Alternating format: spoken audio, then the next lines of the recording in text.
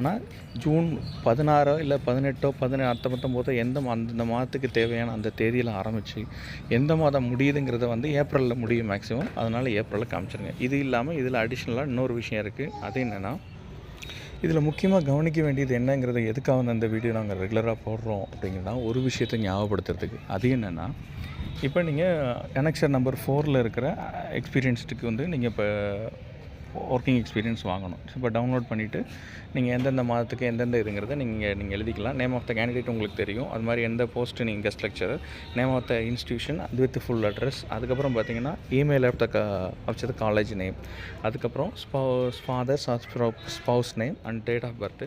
அது கீழே பார்த்தீங்கன்னா teaching experience, academic year wise and வருஷம். இப்போ இந்த வருஷத்துக்கான இயரை எதுக்கு நான் மென்ஷன் பண்ணுறேன் அப்படிங்கிறத நல்லா பார்த்துங்க. இது 2018-19ங்கிற அகடமிக் இயர். நல்லா பார்த்துங்க, 2018-19க்கான